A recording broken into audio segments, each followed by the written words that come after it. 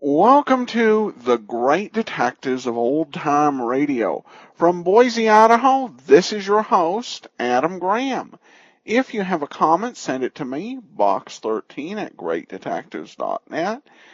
And follow us on Twitter at Radio Detectives. And you can also leave us a voicemail. The number is 208-991-4783. Today's episode is brought to you by the financial support of our listeners. And I especially want to thank Chris for his support. I'll be sending along access to a premium site, which we do with all donations of $7 or more. All right, so it's time now to open up the Casebook of Gregory Hood. And the title of this episode is Murder in Celluloid. Petri Wine brings you the Casebook of Gregory Hood.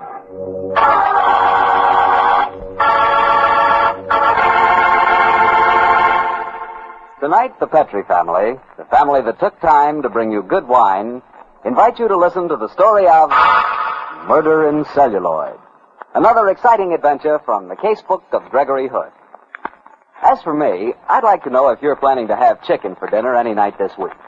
Because no matter how you like that chicken, roasted, fried, or in a stew with dumplings, you like it a lot better served with a glass of Petri California Sauterne. Now there's something to talk about. Chicken and Petri Sauterne. Petri Sauterne is a clear white wine, delicately fragrant.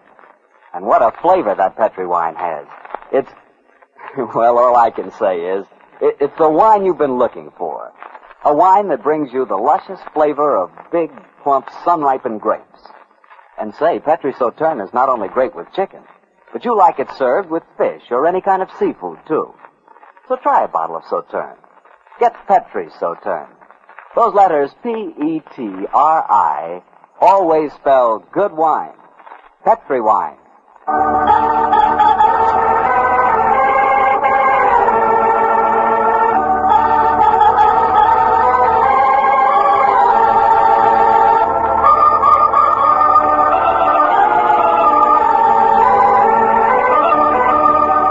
Well, it's Monday night in San Francisco, and we have a date with Gregory Hood. Tonight's rendezvous is at his apartment high on Nob Hill and overlooking the Golden Gate. Let's join him there, shall we? Hello, Gregory. Harry Bartell, come on in. I was expecting you. Where's Sandy Taylor tonight, Greg? He flew up to Vancouver today. There's some legal business he had to attend to for me on a shipment coming in from the Orient. He'll be back in a few days. Glass of sherry, Harry? Thanks. Well, Siamese cat. A new addition to the ménage, Greg? Oh, no. Sam's an old retainer. He's been up at my place at Russian River. I flew him down with me this morning. Mighty friendly. What did you say his name is? Well, officially it's Sing Lo, but his host of friends decided it was too dignified a name for such a whimsical character. So he was christened Sam Thurber. Greg, am I crazy or is Sam cross-eyed? Oh, yes. He's cross-eyed and his tail's broken, but he has a delightful, dusky little soul. Haven't you, Sammy? Well, Sam has another fan now. Here's your sherry. Thanks, Greg. And now... I know. You have that Monday night look in your eye. You want a story out of my casebook. Correct. And from the hints you gave us last week, it sounded as though you had quite a special one lined up. Well, it was a strange business, Harry. The whole thing happened in Hollywood. What were you doing down there, Greg? Metropolis Studios were making a picture called Passport to Danger, and my old friend Ray Hansen was directing it. The story was about a girl who inherits an importing business and gets into a struggle between her private life and being a career woman. And you were called in as a technical advisor? Well, not quite that, Harry. Ray called me one night and said that he had some headaches on the importing business angle of the picture. So the next morning I hopped into my Beechcraft and flew down to the city of Celluloid. As you know, I'm something of a gourmet. How well I know. So it was only natural that my lunch that day was eaten at the Brown Derby in Hollywood. As I entered that star-studded home of good food, I was greeted by Bill Chilius, famed maitre d'hotel. Mr. Gregory Hood, it's good to see you back in town. Hello, Bill. It's good to be back. I have a usual table for you. This way, please. Thanks. Oh, by the way, Bill, I hope that on this trip you'll break down and give me the recipe for that Cobb salad. I don't know if Mr. Cobb will like me to. Oh, come on, Bill. Bob Cobb and I are old friends. He'd approve. Well, Mr. Hood, here's your table. I know you start off with 3 kinds of lettuce, romaine, chicory, and iced lettuce. Break it up very fine. Correct, Mr. Hood. Then you slice up some bacon in tiny strips, some chopped chives, and then comes the cheese. Yeah. Oh, excuse me, Bill. Who's that girl sitting 2 booths away? Miss Sheila Graham, one of our best movie columnists and radio commentators. I thought it was. I must go and talk to her. I'll get the rest of that recipe from you before I go, Bill. Very well, Mr. Hood. Sheila Graham, how nice to see you again. Gregory Hood. I heard you were in town. You did. I only flew in this morning. You get your news fast, Sheila. My spies are everywhere, Gregory. In this case, I met Ray Hansen at a beach party at Malibu last night. He told me you were coming. What brings you to town, Gregory? Said she, whipping out her golden Eversharp. Certainly. Your news, Gregory. Famous importer, man about town, and amateur detective flies into Hollywood. I mentioned it on my radio show. I heard you had a new show, Sheila. What time is it? I must catch it. Sunday night, 8:45 on Mutual. Oh, nicely spoken. I shall listen. Thank you kindly. And now, Greg, which of our starlets is responsible for your being in town? Well, it isn't a girl this time, Sheila. I came down to give Ray Hansen a little help on the importing business for Passport to Danger. Oh, yes. That's the Neda Mason and Norwood opus. Funny thing. Neda's having luncheon with me today. Have you met her? No, but I hear she's what is known technically, I believe, as a dish. A little too highly spiced a dish for my liking, but she's good copy. I did meet Ann Norwood. Isn't she sweet? I fell hopelessly and head over heels in love with her. Seems impossible that an 8-year-old girl can be a movie star and yet be so utterly unspoiled. Here comes Neda Mason now. Watch her switch on the personality. Hello, Neda. Sheila, darling. Oh, I'm so terribly sorry I'm late. They simply mobbed me for autographs. Do you know Gregory Hood? Miss Neda Mason. How do you do? So you're the famous Gregory Hood. Ray told me you were flying down. You're going to help us on the picture, aren't you? If I can. It's a marvelous script, and I've got a dream of a part. And Sheila, darling, the clothes. Oh, Adrian's designed me the most heavenly outfits. I think I must be a narcissist, my dear. I just can't keep away from mirrors these days. Excuse me, Mr. Hood. Oh, yes, Bill? There is a young lady waiting for you at the table. There is? Excuse me, Sheila. See you again before I leave. Fine, Greg. Nice to have met you, Miss Mason. And I'll see you at the studio. Well, Miss Ann Norwood. Hello, Mr. Hood. You didn't mind me sitting down at your table, did you? I'm very flattered, Ann. I had to see you alone. That's why I didn't come over to the other table.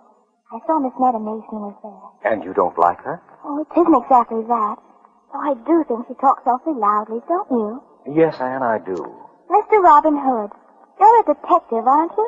In an amateur way. And incidentally, Ann, the name is Gregory, not Robin. I know, but I think you're just like Robin Hood. And he was wonderful. And so I think of you that way. I'll admit that my prices might be called stealing from the rich, and I do give to the poor, but that's where the resemblance ends, I'm afraid, Ann. But I'm very flattered that you think of me that way. I do, Mr. Hood. That's why I've come to you for help. You see, my daddy's dead, and I do so miss having a man to talk to. Of course you do, Ann. You go ahead and talk. I have a very serious problem. I need a detective. Dear me, Ann. Whatever's the matter? Somebody has stolen my map. My super map. I've been working on it for weeks. And I'm good at maps, too. At least my teacher says I am. Well, what kind of a map was it? It's something I invented. It's full of forts and secret weapons and dockyards.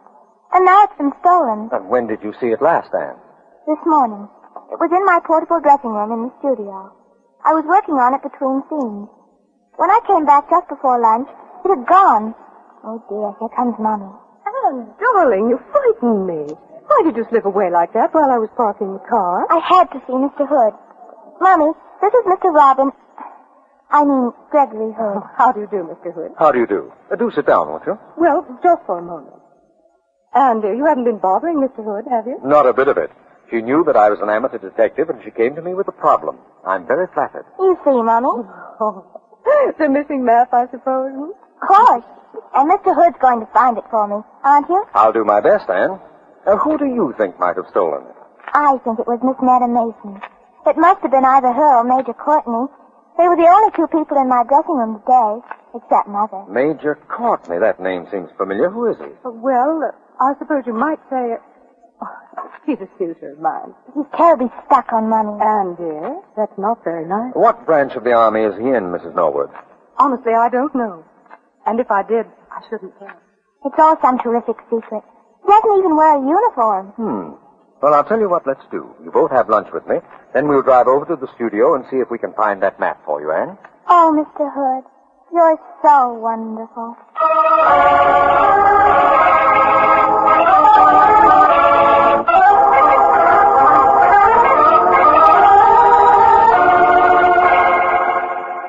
This is my dressing room, Mr. Hood. Do you like it? Very much, Anne. You don't think it's a little young for me, do you? Mother had it decorated. Anne, I think it's perfect for your personality. Clean and fresh and cool. Mr. Hood, you say the loveliest things. Are you married? No, Anne. I've always been waiting for the right girl. Keep waiting, Mr. Hood. She'll come along. I just know she will. Very well, Anne. But while I'm waiting, let's see if we can track down that map for you. Where did you last see it? It was on the dressing room table here. When you leave this dressing room and go before the cameras, do you lock the door? Always. Mommy never forgets. And the arrangement of the door and window in here is such that no one could have slipped in a hand through here or sneaked in and stolen it. Then it must have been Miss Netta Mason or Major Courtney. Yes, it looks like it. And yet, Anne, I can understand someone wanting one of your maps, but if he did, he'd ask you for it. He wouldn't steal it. But if the person, whoever it was, thought it was one of Major Courtney's maps, it would be different. Why would it be different, Mr. Hood? Your mother hinted that he might be in special service for the Army. You said your map had forts and secret weapon sites on it.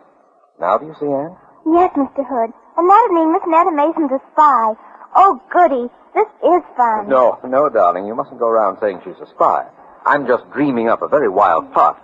The chances are that a gust of wind came through the window and blew your map out into the studio. Oh, no. I like it so much better the other way, Mr. Hood. Frankly, Anne, so do I. Come in. Hello, Anne, darling. Hello, Mr. Fremont. This is a very great friend of mine, Mr. Gregory Hood, Mr. Philip Fremont. How do you do? He's playing the lead in another picture on the lot. Say, Annie, isn't this yours? I found it on the studio floor. It's my map. It's my super map. Well, you see, Anne, it wasn't stolen after all. Stolen? Annie, did you think someone had stolen your map? Yes, I did. It's an awfully good map. I hear that you're an amateur detective, Mr. Hood. In an unobtrusive way. Why? Well, I was wondering where Annie dreamed up the idea that her map had been stolen. I guess you put her up to it. Do you? Well, it's a bad guess, Mr. Fremont. And my name isn't Annie. It's Anne. Okay, honey, don't get mad at me. I was just trying to be funny. Mr. Fremont. Yes, Charlie? On the set, please. Rehearsal of the next scene. Okay, Charlie. See you later, Anne. Nice to have met you, Mr. Hood. Goodbye. Mr. Hood, Yes, Anne? you know I'm sorry my map was found so easily. Why, dear? You won't detect it for me anymore. And I was having such fun. So was I. Supposing it really had been stolen, Mr. Hood, why would Mr. Fremont have brought it back? Well, since I dreamed up a hypothetical case in the beginning, I might as well give you a hypothetical solution. You use such lovely words. What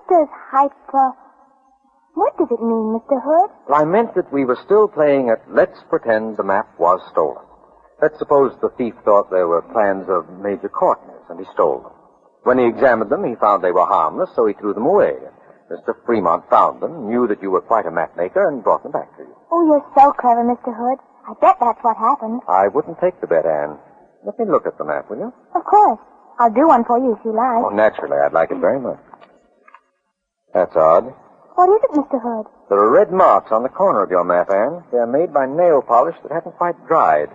Nail polish of a peculiarly horrendous shade of purpley crimson.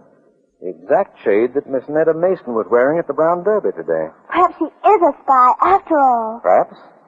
Look, Anne, even though you've got your map back, I might as well follow this business through. There's something funny going on here. I think so, too, Mr. Hood. I just know Miss Netta Mason's a spy. Just you look at those eyes of hers. Yes, Anne, I got the slant.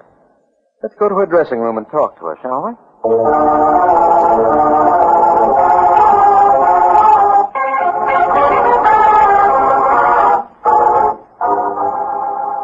This is her dressing room, Mr. Hood. You better knock. I always knock, Anne. It's lucky. Oh. Hello, Hello, Mr. Latimer. It's my dreamboat, Annie. How are you, darling? Mr. Lou Latimer. Mr. Gregory Hood. Glad to meet you, Mr. Latimer. Oh, just call me Lou. Say, you're Greg Hood. I know about you. You sell old hunks of ivory for big dough in San Francisco. And you're an amateur sleuth who can show up the pros. And you're a wolf in good standing. Listen, Lou, I also pack a mean left. Clean it up a little, can't you? Oh, little Lord Fauntleroy character, huh? Okay. Beat me to a pulp and call me Juicy. Get it? Pulp? Juicy? Don't overplay it, Lou. It gives me ideas. Character, huh? But deaf. Listen, I'm handling the publicity on this little super-duper colossal hunk of picture. I've got an idea. It'll slay you, Greg. I'm mortal, just like the next man, but I'll listen to it later. Right now, Ann and I want to see Netta Mason. Is she in her dressing room? Oh, deaf. She went in about half an hour ago, and I've been sitting here ever since, dreaming up ideas. Anyone else been in to see her? Natch. Philip Fremont, the alleged actor, went in. Also Major Courtney, the man of mystery. They've both left now, though. So, Ann, I'm going in alone. Stay here with Mr. Latimer, will you? Why can't I go with you, Mr. Hood? You know how it is, Ann. You're a sophisticated girl. When you go to see a beautiful spy, you go alone. I know. It's just like in the funnies. Like if she was a dragon lady. You wouldn't want another woman like me along. That's right, Ann. You're very understanding. I'll be back in a moment. Character. Greg Hood is a definite character, but in dube. I love Mr. Hood. Why not, Annie? Oh, by the way, Dreamboat, I've got a terrific angle for you on this picture. Oh, no, Mr. Latimer. Not again. Oh, this one's a natural, honey child. We give you a big balloon, see? It has Passport to Danger printed on it. Now, passport spelled backwards is Tropsap, see? No, Mr. Latimer, I don't see. Look, baby, Tropsap is the name of a cereal, see? Now, we get him to ask you why you're so healthy. And you say you always breakfast on Tropsap because backwards it spells passport. And that's in the title of your super-duper smasheroo. You get it, Annie? No, Mr. Latimer, I don't eat Tropsap. I've never even heard of it. I wouldn't tell a lie. A lie, she says, yes. Listen, honey child, you're not getting the point. It's a big balloon. Maybe we fill it up with hydrogen. But, you see, it's got this billboard on each side of it, see? And when they ask you... Oh, Ann. Hello, Mr. Hood. I'm glad you're back. Your mother left a message. She wants you to call her. She's back at the Brown Derby. It's quite important. Oh, all right, Mr. Hood. Wait here for me, won't you? Yes, Ann, I'll wait. What's the matter, pal? You look as if you'd seen a ghost. I have. Close the studio gates and send for the police. The police? What's wrong? Plenty. Miss Netta Mason's lying in her dressing room. She's been strangled.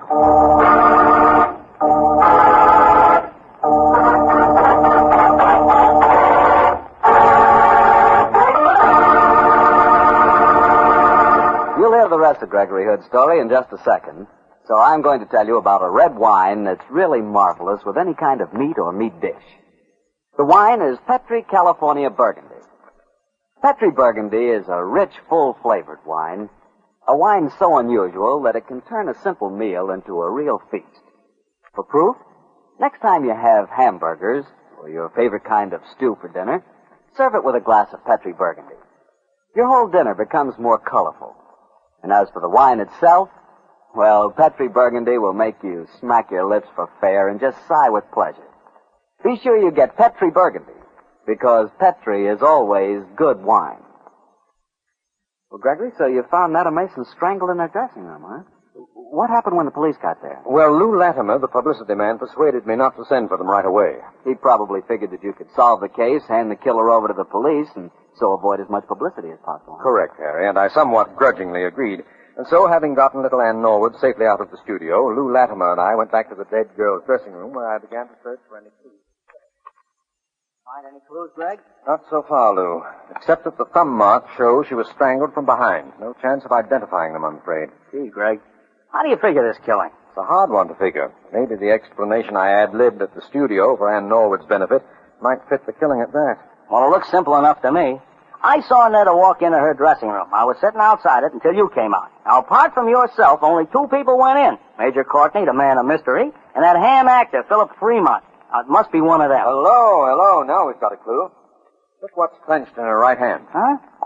It looks like some kind of pin. It's a Sigma Xi key. What's Sigma Xi? An honorary fraternity for science, a sort of scientific equivalent of Phi Beta Kappa.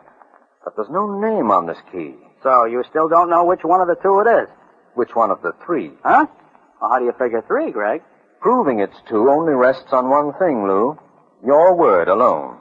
That makes you, my friend, the third suspect.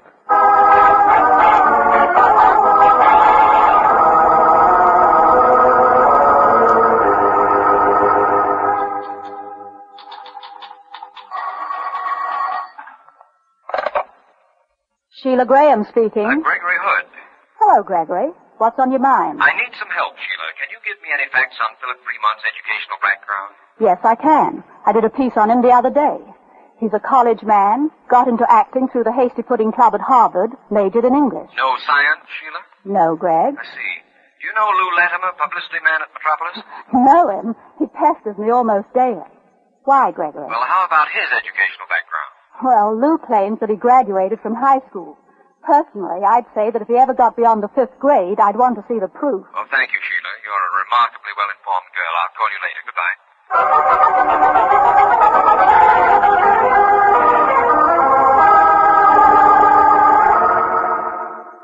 Mrs. Norwood, why did you bring Anne back here to the studio? I simply couldn't keep her away, Mr. Hood. Where is she now? In her dressing room, talking to Major Courtney. Oh, I'm anxious to meet him. Oh, well, come along then. Let's go in.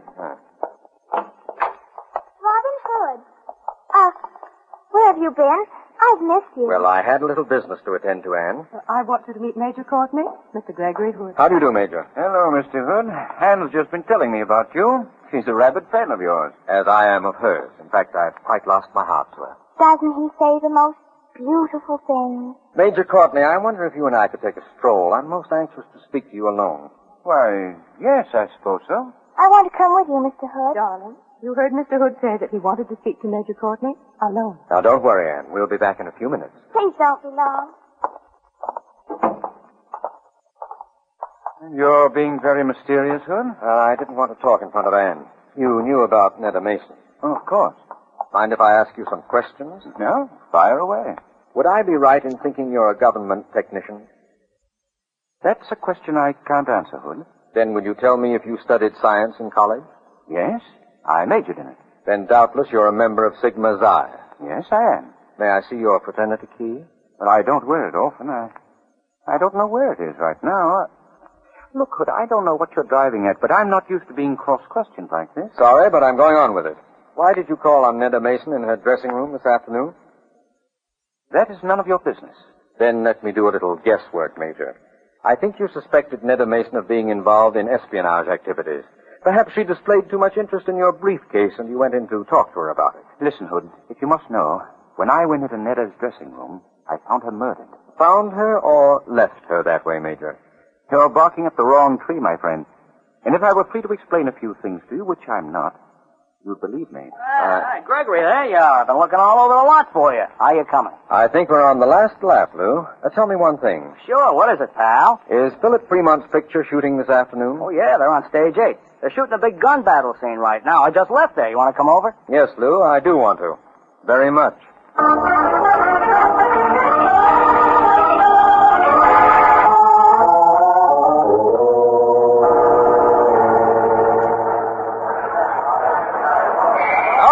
All right, that's all for today. We'll pick up the reverse shop in the morning.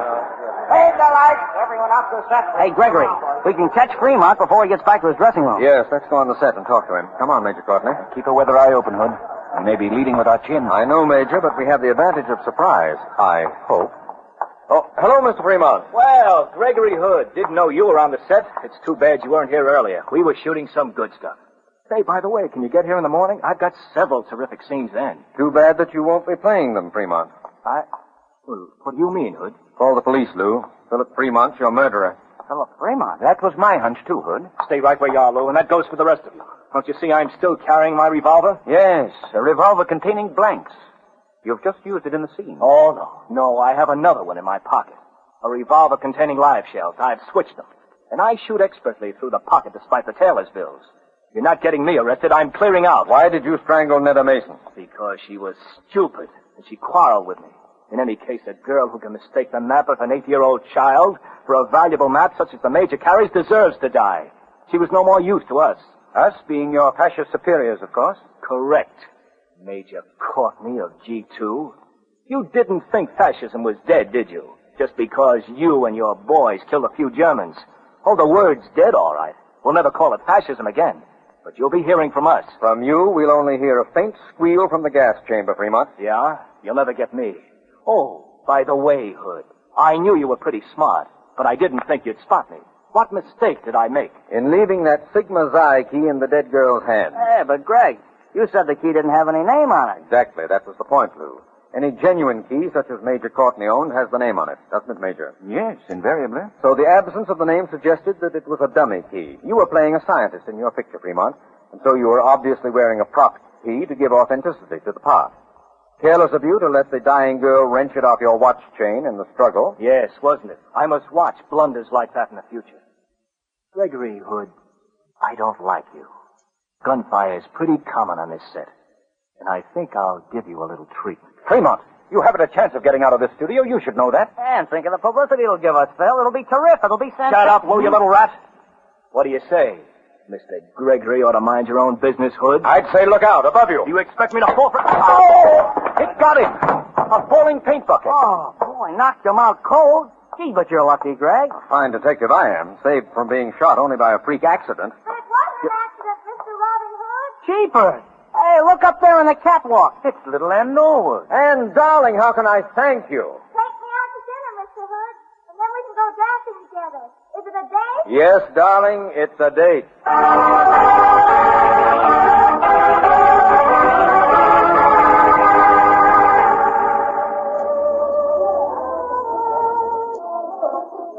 And you dance beautifully. So do you, Mr. Hood.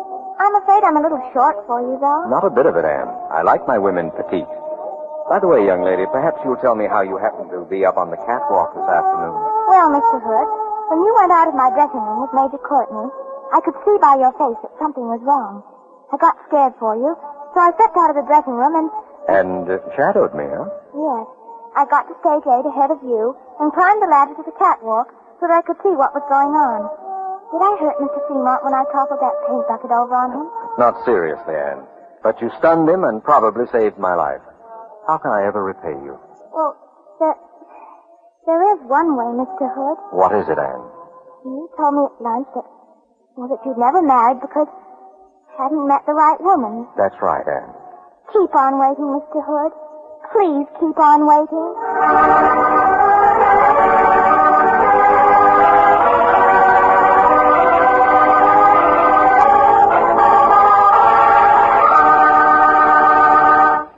Greg, that was really a swell story, but what a detective you turned out to be. Why, Harry, what do you mean? I solved the case. What more do you want? Oh, I know, Greg, but to overlook the fact that gun might have real bullets.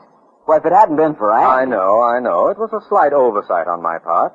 But, Harry, I can make a little mistake now and then, can't I? I suppose. Now, Harry, don't stand there and tell me you never make a mistake. Well, not when it comes to choosing a wine, I don't, because I always choose Petri wine. I don't know why I bother talking to you. Oh, yes, you do. You like to hear about good wine just as much as the next fellow. And I like to talk about Petri wine because Petri wine is good wine. Well, it's just got to be. After all, the Petri family has been making wine for generations. Winemaking is their heritage. A heritage passed on down from father to son, from father to son, from generation to generation. It's easy to understand why the Petri family knows so well the art of turning luscious, sun-ripened grapes into fragrant, delicious wine. And it's easy to understand why the Petri business has grown and grown so that today the Petri family are America's largest independent winemakers. Yes, the making of Petri wine is a family affair, and the Petri family intends to keep it that way, because by so doing they can be sure that every bottle of wine that bears the name Petri is and always will be good wine. Well, Gregory, which particular story from the casebook do you have lined up for us next week? Next week, Harry, I'm going to tell you about a strange woman who claimed to be able to see into the future. She predicted 2 violent deaths with frightening accuracy. The third death she happened to prophesy was my own. See you next Monday, Harry.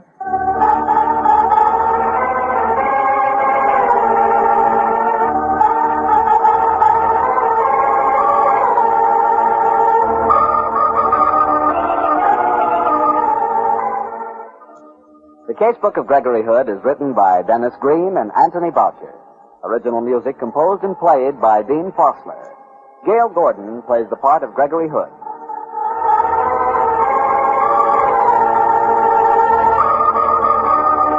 The Petri Wine Company of San Francisco, California, invites you to tune in again next week, same time, same station. The Casebook of Gregory Hood comes to you from our Hollywood studio.